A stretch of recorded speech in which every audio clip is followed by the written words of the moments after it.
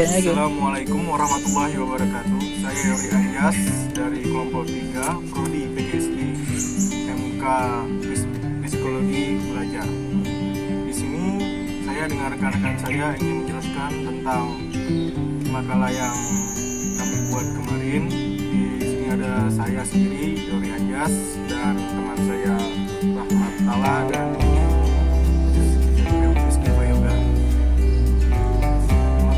yang berjudul Psikofisik Siswa. Di sini ada beberapa poin yang ingin kami jelaskan. Yang pertama itu adalah pengertian perkembangan psikofisik siswa. Perkembangan adalah proses perubahan kualitatif yang mengacu pada mata fungsi organ-organ jasmania, bukan organ-organ jasmania itu sendiri. Proses perkembangan tersebut meliputi 1. Perkembangan motor. Perkembangan motor yaitu proses perkembangan yang progresif dan berhubungan dengan perolehan aneka ragam keterampilan fisik anak atau motor skill. Terdapat 4 macam faktor yang mendorong kelanjutan perkembangan motor skill anak, yang juga memungkinkan campur tangan orang tua, guru dalam mengarahkannya. 4 faktor itu sebagai berikut. Yang pertama ada perkembangan dan pertumbuhan sistem saraf adalah pertumbuhan dan perkembangan kemampuannya membuat inteligensi atau kecerdasan anak meningkat dan menimbulkan pola tingkah laku yang baru. Dan yang kedua ada pertumbuhan otot-otot, merupakan jaringan sel-sel yang dapat berubah, memanjang dan juga sekaligus merupakan unit atau kesatuan sel yang memiliki daya merekrut. Yang ketiga ada perkembangan dan pertumbuhan fungsi kelenjar endokrin. Kelenjar adalah alat tubuh yang menghasilkan cairan atau getah seperti kelenjar keringat. Perubahan fungsi dari kelenjar endokrin akan mengakibatkan berubahnya pola sikap dan tingkah laku seorang remaja terhadap lawan jenisnya. Dan yang keempat ada perubahan struktur jasmani. Perubahan jasmani ini akan banyak berpengaruh terhadap perkembangan kemampuan dan kecakapan motor di skill anak. Dan selanjutnya yang kedua ada perkembangan kognitif. Perkembangan kognitif ialah perkembangan fungsi intelektual atau proses perkembangan kemampuan yang berhubungan dengan pemahaman, pertimbangan, pengolahan informasi, pemecahan masalah, kesenjangan dan keyakinan. Ranah psikologi siswa yang terpenting adalah ranah kognitif. Sehingga faedah pengembangan ranah kognitif siswa adalah untuk mengembangkan kecakapan berikut ini. Yang pertama adalah membangkitkan kecakapan kognitif. Yang kedua mengembangkan kecakapan efektif. Yang ketiga mengembangkan kecakapan psikomotor.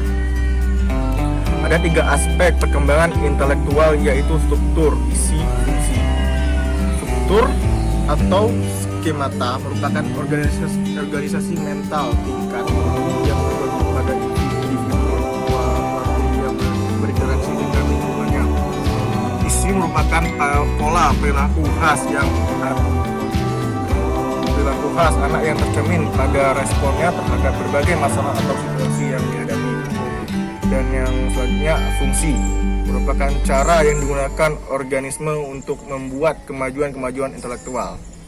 Menurut Jean Piaget, perkembangan kognitif anak terdiri dari 4 tahapan, diantaranya tahapan sensori motor. Tahap ini terjadi antara usia 0 sampai 2 tahun. Inteligensi sensor motor dipandang sebagai inteligensi praktis.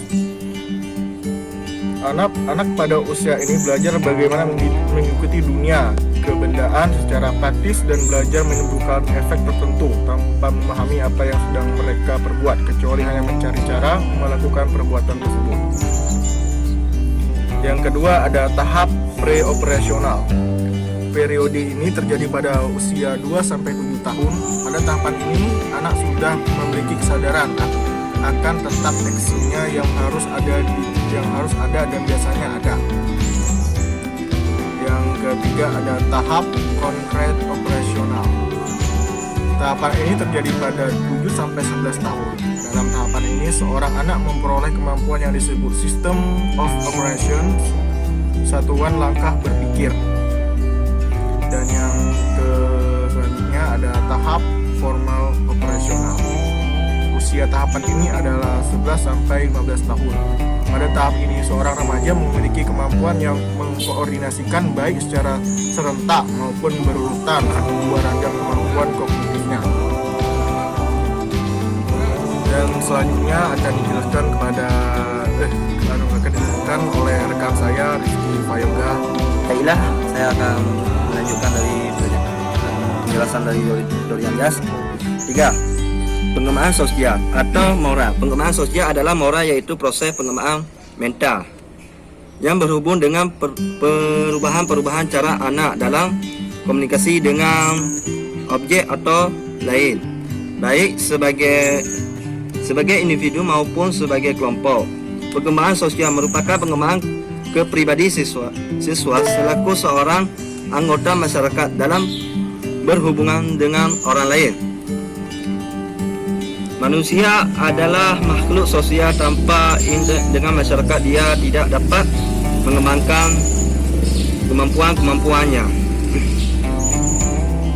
Perkembangan sosial anak selalu diurang dengan pengembangan perilaku moral, yaitu perilaku baik dan buruk menurut norma-norma yang berlaku dalam masyarakat.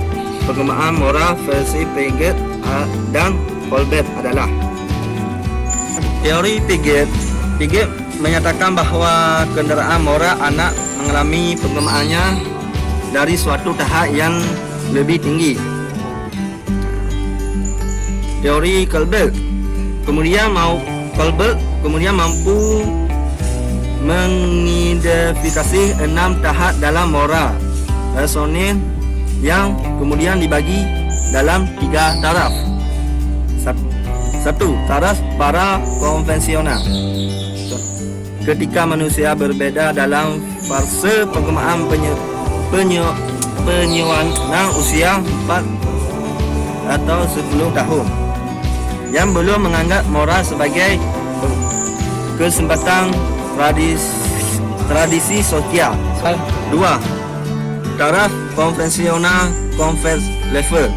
Ketika manusia menjalan dan memulai memasuki fase pengembangan Yuwana usia 10 atau 13 tahun, yang sudah menganggap moral sebagai kesempatan tradisi sosial.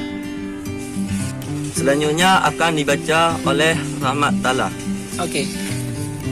Selanjutnya saya akan menyambung lagi penjelasan dari TM Rizky Fayoga, yaitu perkembangan bahasa. Yang pertama, tahap perkembangan artikulasi. Tahap ini dilalui bayi antara sejak lahir, kira-kira berusia 14 tahun. Adapun tahapan rangkaiannya sebagai berikut. Yang pertama itu bunyi resonasi adalah bunyi yang terjadi dalam rongga mulut, tidak terlepas dari kegiatan dan perkembangan motorik bayi itu pada bagian mulut. Yang kedua ada bunyi berdekut, adalah bunyi yang dihasilkan bunyi konsonan belakang dan tengah vokal belakang, tetapi dengan resonansi penuh. Yang ketiga ada bunyi berletter, adalah mengeluarkan bunyi yang terus-menerus tanpa tujuan.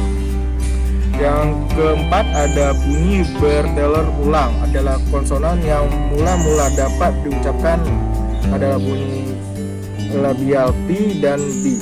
Yang kelima ada bunyi vokabel, adalah bunyi yang hampir menyerupai kata tetapi tidak mempunyai arti dan bukan merupakan tiruan orang dewasa.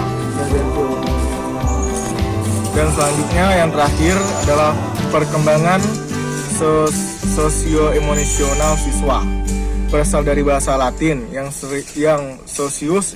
dari bahasa Latin yaitu socius yang berarti kawan. Emosional berasal dari kata emosi. Menurut English, emosi adalah a complex feeling state. Jadi sedikit lagi saya jelaskan, di sini ada di dalam emosi bayi terdapat beberapa macam emosi, yaitu emosi positif dan emosi negatif. Contohnya emosi positif yaitu rasa senang, antusiasme, dan cinta. Ada pula contoh emosi yang negatif pada bayi, yaitu rasa cemas, marah, rasa bersalah, dan rasa sedih. Sekian dari kelompok kami, lebih dan kurang mohon maaf yang kami sampaikan. Dan assalamualaikum warahmatullahi wabarakatuh.